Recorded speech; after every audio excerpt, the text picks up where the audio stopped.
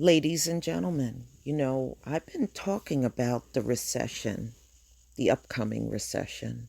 Many people believe we're already in the recession, and all of the analysts say this is going to be unlike all of the other ones because of this trade war, tariffs going back and forth. And, a little earlier today, I looked at the debt that the U.S. owes China. Man, if China calls in for that debt, this place is gone. It's that much money. And I'm telling you, this recession, people are not going to be prepared. They're already saying this is going to be probably the worst one out of all of the other recessions that we have gone through. So this came out in the Salon August 25th, 2019. No cushion for the Trump recession. Why this one could be worse than 2008. So they're saying many people did not even recover from the recession in 2008. They have not been the same.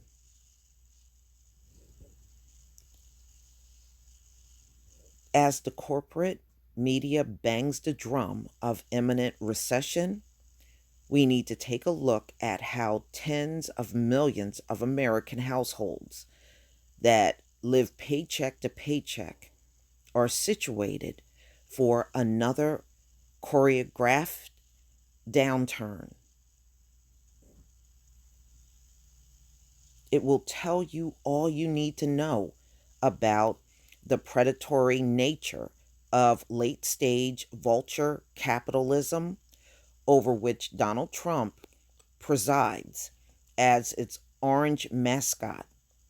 What jumps out when you look at the data is just how phony the longest recovery has been.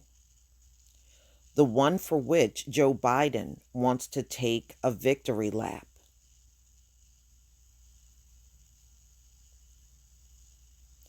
The stark reality is that in the last decade or so, the rich have gotten richer and the rest of the country has sunk deeper and deeper into debt with little to show for it except rent receipts. As we head into the next downturn, whenever it happens, tens of millions of American families are hanging on the edge of economic oblivion. Thanks to Trump's tax cut, their government will be too much in debt to throw them a lifeline.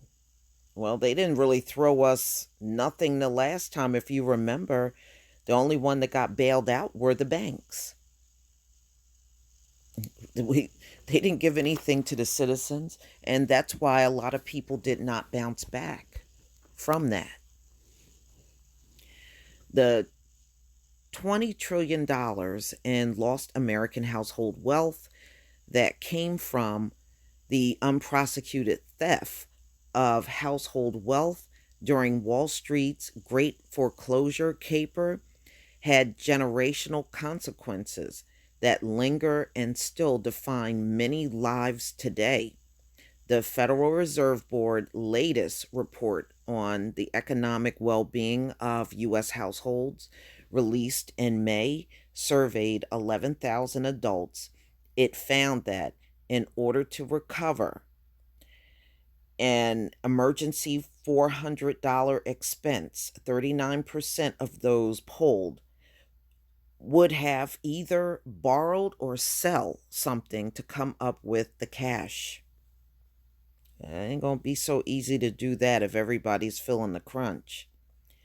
Many years into this amazing recovery, the Federal Reserve found that across the country, many families continue to experience financial distress and struggle to save for retirement and unexpected expenses. That's very true. And the foreclosures came from predatory lending that was going on heavily. And it's like everything else in this country. The culprits that do the evil, they don't pay the price. What they do is cover for each other, and you never get down to the source of why that happened in the first place, because they're shielding and protecting each other. And the people behind that whole predatory thing, they should have all been jailed. But see, this goes back to what I was telling you. The real criminals are walking among us. They're outside of the prison. They are. And they're just throwing other people in there for a bunch of petty shit that really don't matter. Somebody having some weed, that's not going to make or break anything. But somebody that set up this whole thing to do predatory lending, that is going to harm a lot of people. And it did. It did. But nothing is done to those folks. Their names aren't out there. They are completely shielded from any prosecution.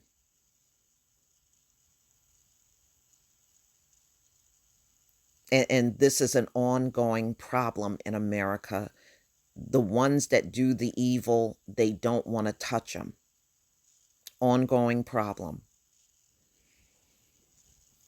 The annual survey found that many adults were struggling to save for retirement, with 1 in 4 with no retirement savings or pension whatsoever. Can't imagine why. In the years since the Great Recession, student debt has exploded. It sure has. There's a lot of young people out here with tons of debt. A lot. From 500 billion to 1.57 trillion. That is outrageous. Non-housing related debt was 2.65 trillion in 2008. By the second quarter of this year, it has surpassed 4 trillion. I think that's another thing that's a disgrace. These young people are starting out and they're already carrying the burden of all this debt. And this is nothing but greed. That's all it is. And in the midst of Trump's ranting in February about his wall with Mexico, 7 million Americans, a record number, fell into the 90-day abyss of being months late with their car payment. See a pattern here? Now we are struggling to hold on to our family car the same way we were clawing to hold on to our home just a decade ago. Obama's faithful decision not to provide the kind of backstop for homeowners that Franklin D. Roosevelt did in the 1930s may have plumped up Wall Street, but it sent thousands of neighborhoods into a death spiral where once serviceable houses were turned into zombie shells, hollowed by ruthless speculation. You know what? That's very true. We got homes that were constructed in New Jersey, and you can drive past these developments. They are completely empty. And those homes are now, because they're sitting unlived in, they are dilapidating. And there's like several that I know of in different locations in the state where they built the development and the development is just sitting empty. Nobody is living over there. So that's very true. These scars are still living in our landscaped place in places like Flint, Michigan, and Newark, New Jersey, where homeowners have to deal with the prospect that the public water is poisoning their children and grandchildren with lead. The millions of foreclosures that devastated neighborhoods of color, hardest of all, represent a massive transfer of wealth from working class Americans, one that took generations to build, to the predator Wall Street class that precipitated the crisis in the first place. Exactly. Exactly. But, like I said, in this country, the real criminals don't pay the price. They don't. Not only are the people free that did all of, like I said, all that predatory lending, you can't even say their names because that's how well protected they are. And they shouldn't be protected at all. Historically, home ownership could provide stability to an extent, family, by providing stopgap shelter for a family member down on their luck and a college graduate jammed up by student debt. Remember? Oh man. Home ownership also offered potential lifeline of capital realized by borrowing on equity in the property that could help a family navigate a job loss that can come in a downturn. As the Pew Center reports, more Americans are living month to month in rent housing than at any time in the past 50 years. I believe that. I believe that. In 2006, the proportion of household renting was 31.2%, according to Pew. In 2016, it had spiked to 36.6%, which exceeds the recent high of 36.2% set in 1986 and 1988 and approaches the rate of 37% in 1965.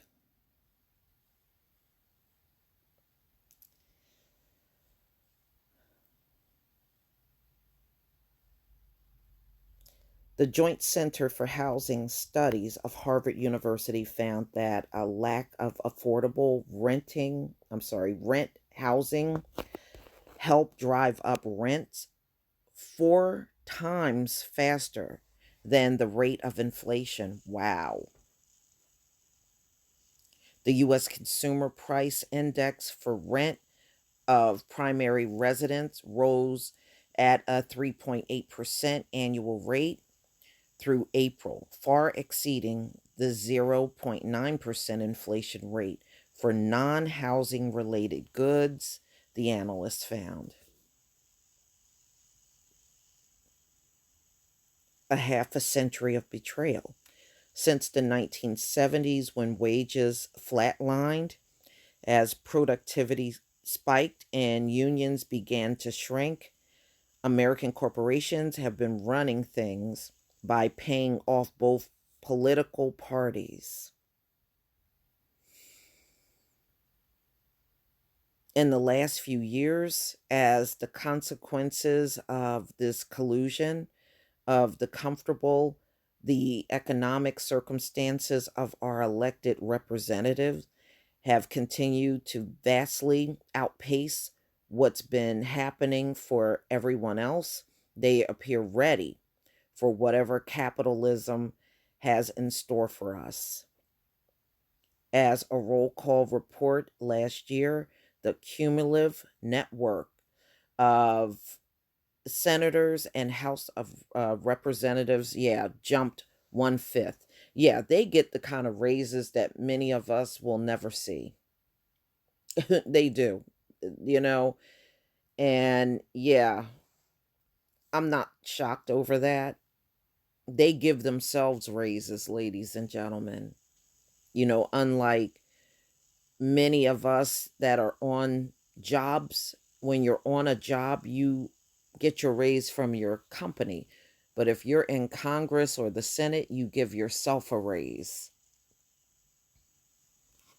It's crazy. Y'all, I just don't know. I think a lot of people know something is about to happen. You can kind of feel it, you know? It's more of a spiritual thing. And I believe that I really do. I think this one is going to be a bad one. It is, you know? And usually during these recessions, if it's bad enough, you're going to see a lot of suicide. We saw a lot of bankers take their lives during that time of the recession and even after the recession, because I remember seeing those stories. It was happening very frequently. These bankers were committing suicide, many of them, and it's still happening. And I can imagine that's probably going to be accelerated during the recession. One essential element of keeping the lid on American collective anger over decades of declining wages, disappearing benefits, and the actual decline in our average lifespan is to cover the ups and downs of the economy as if it were some sort of naturally occurring meteorological phenomenon. I don't know. I mean, there's no way to simplify a recession, y'all. There's no way of doing that. The only thing you can do is if you can start saving and accumulating as much as you can as far as storing food, your non perishable type of food, and try to help each other. We usually, if you go back, especially our history, we usually got through this by helping each other. And we're just going to have to go through that again. You know, I just can see a lot of things getting cut over the next year. And these are going to be things that people heavily rely on. I can see Trump just cutting, because of the recession. And to be honest with you, because Trump is not really savvy politically, I think this is going to be a long drawn out recession because he really won't know what to do. He's not a politician. He's really not. That's why he doesn't sound like one. He is very different from any other president that we had. And unfortunately, he doesn't always live in reality when you listen to him talk. He's really he's really out there in fantasy land a lot of times. And I just don't think he's going to be able to really get us out of this one. It's going to linger on for a long period of time. Look, the other one started around 2007, and we didn't start pulling ourselves out of it until around 2010. So this one, I would not be surprised if it's a lot longer. I really do, because of the inexperience this president has. I think this one's going to be a lot longer. But the kinds of market gyrations that promote dislocation and misery for the masses are not the result of gravity or biobarometric pressure. They are the consequences of decisions driven by the ever shrinking circle of people and institutions who engineer scarcity because making a killing is the only way they know how to make a living. Yeah.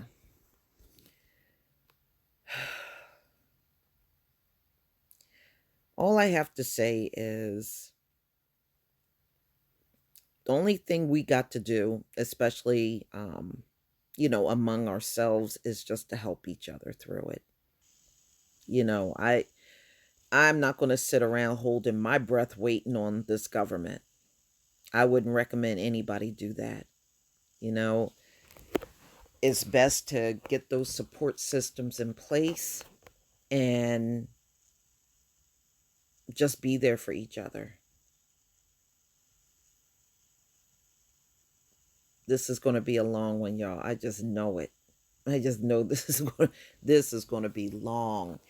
And he's messing with China, who are our biggest import of products. Remember, you gave all of your jobs away to China. So you're really at their mercy now. Like I said, if China really wanted to mess with the American people, they could make sure your store shelves are not stocked. And they can also call in all that debt, which I might do a video on later, because I was reading up on how much the American government owes China. It's a lot of damn money, y'all. It's a lot of, the money is astronomical. I mean, it is just, I mean, we're really in a bad position right now. And I don't believe we're going to get out of this. But please tell me what you think, ladies and gentlemen. Please leave your comment and subscribe. Don't forget to hit on the notification bell.